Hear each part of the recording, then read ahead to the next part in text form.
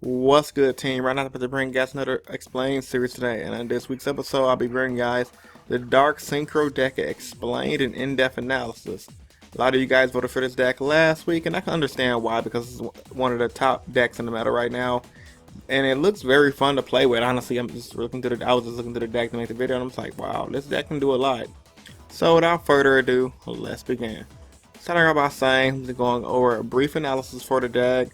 I'm not going to be going over every single card in detail, like one by one. For the most part, I'm going to be going over the deck's main plays and the main cards the deck's use. So, starting off with, dun, dun, dun, dun, why this deck is good. The deck is good because of three things. The fact that Level Eater exists, the fact that psy-Framelord Omega exists, the fact that the deck has a fuck ton of consistency due to cards like Allure of Darkness. Now, for you players that do not know, Level Eater is the level 1 monster that says while he's in the graveyard, you can eat off the level of a level 5 or higher monster. And that part is really good because he can keep spamming himself back and it's not limited to once per turn. And the reason why psy-Framelord Omega is good pretty much because he eats cards out of your opponent's hand, and that's just dumb because if you get more than one of him on the field, it can kind of give you like a loop to the point where it's like you're just eating every card in your opponent's hand and sending it. It's just dumb. Trust me, I've experienced it at regionals. He's a dumb card. And the deck does is very consistent. Now the version I played against at regionals, it was like a zombie version. So it wasn't as consistent as the versions that's topping YCSs and topping regionals all over the United States. But for the most part, the deck is good. So yeah. Level Eater, psy-Framelord Omega, and Lord Darkness definitely brought this deck to life. Now that I went over why the deck is good, I'm going to be going over some of the main cards of the deck and explaining why they're played and used. Now, combo enablers.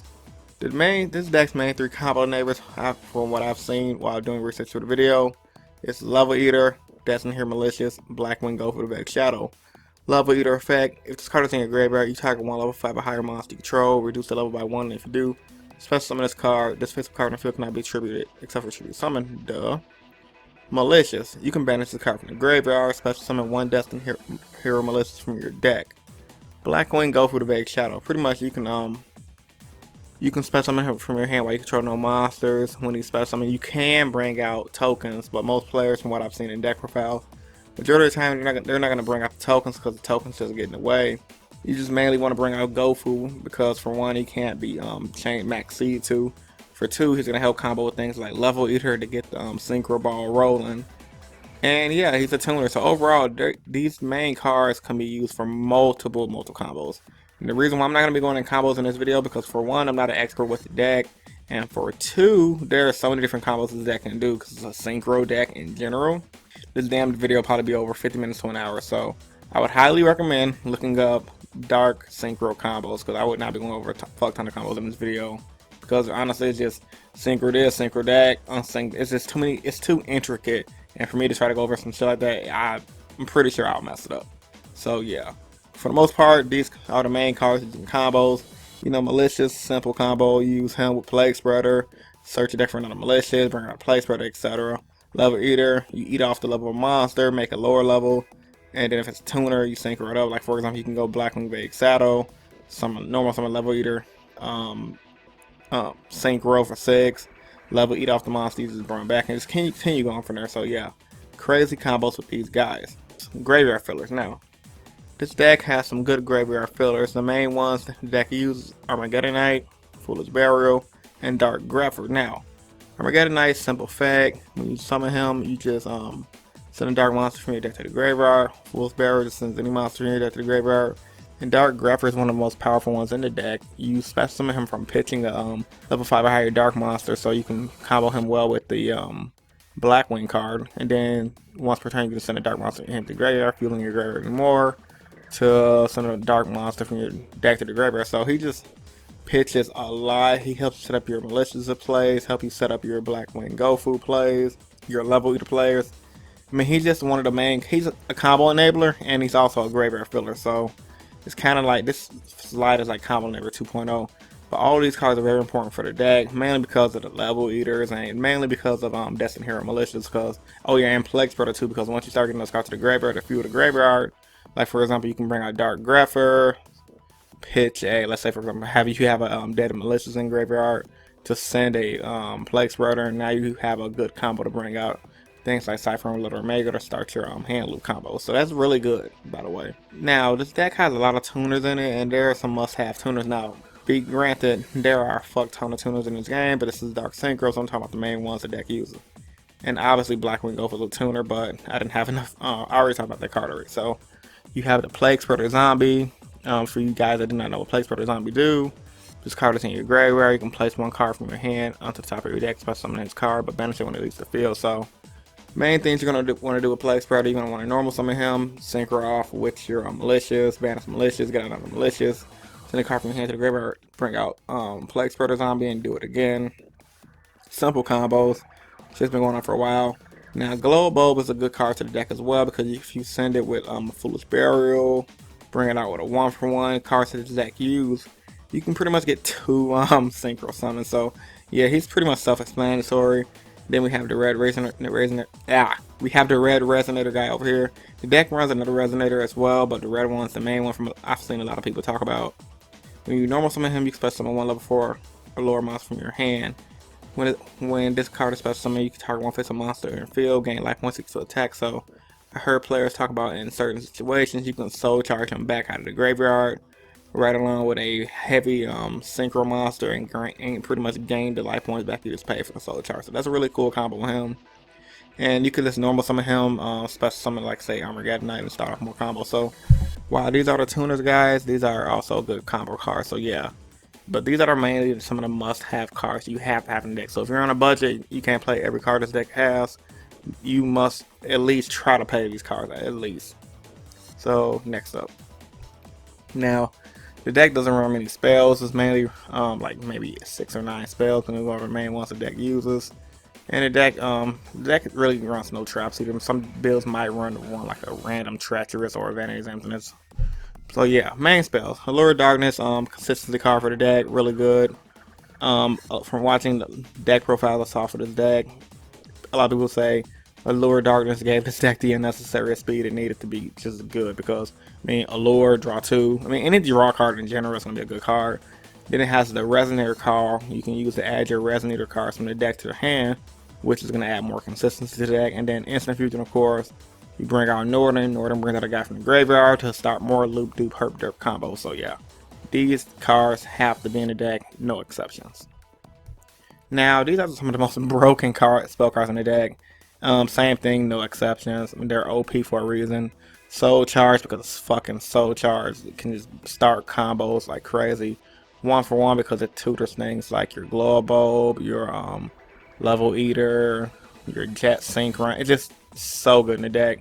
Combos for days pretty much. And then Different Dimension Reincarnation. Now this is good by plays when you can bring out multiple psy-Framelord Omegas, because when, apparently the way the hand loop works, you're gonna want to bring out 3 psy-Framelord Omegas if you draw the right synchro type of hand with the maliciousness and the plague spreaders and the soul charges and whatever.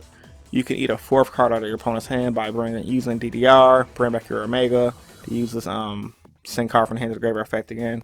So essentially you can start your opponent off with 1 card, I mean technically 2 cards on their first turn, which is fucking insane. Like honestly, that's dumb. So yeah, next up. Now I'm gonna go with some of the main Synchros the deck uses, because in almost every combo video I've watched, these are some of the main players in those combos. So Hyper Librarian, you guys already know why he's on the field. When you synchro on a monster, or when monster synchro summon in general, you draw a card, the card's down to 1. A lot of players think it should be banned at this point, but yeah, very good. Then the king himself, psy-Framelord. I hate this card so much. Let me just read the card effect to you for you guys to know. Once per turn during the player's turn, you can banish the card from the field and 1 ring card from your opponent's hand face up into your next standby phase. Once per turn during your opponent's standby phase, you can target one of your banished cards. Return it to the graveyard. If this card is in your graveyard, you can target 1 other card in your player's graveyard, shuffle both that card and this card into the graveyard, into the deck.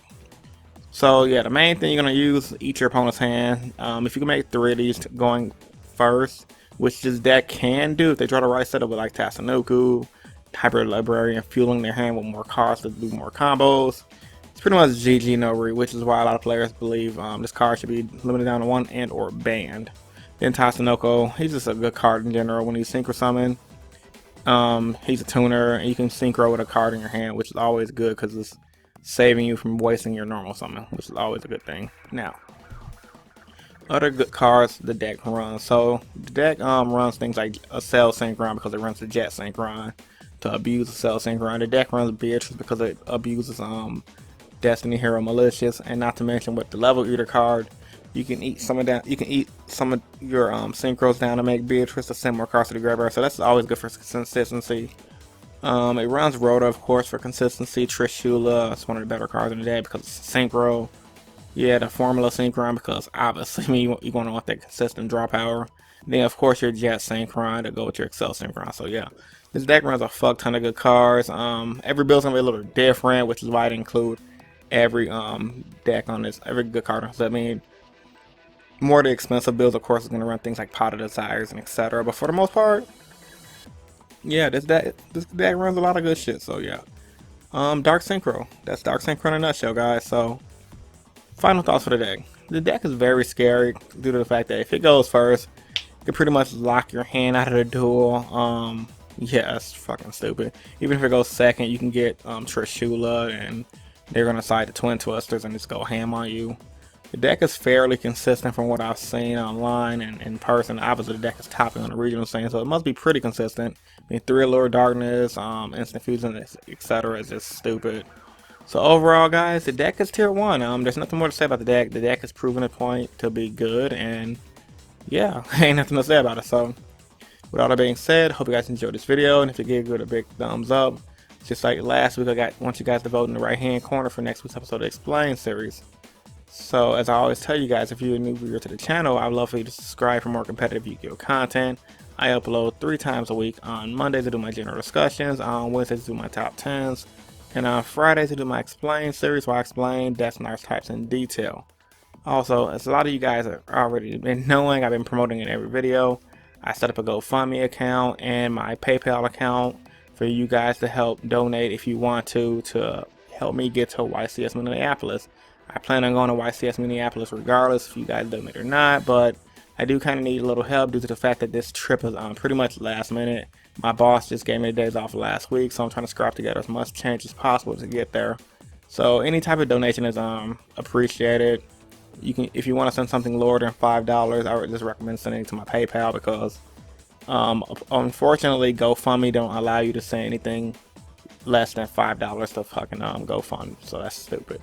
But yeah, if you guys just want to send $1, 50 cents, hell, if you guys want to send a quarter, you can go to the PayPal link below to support me. So yeah, GoFundMe and PayPal is in the description below, so you guys to help support my YCS Minneapolis trip.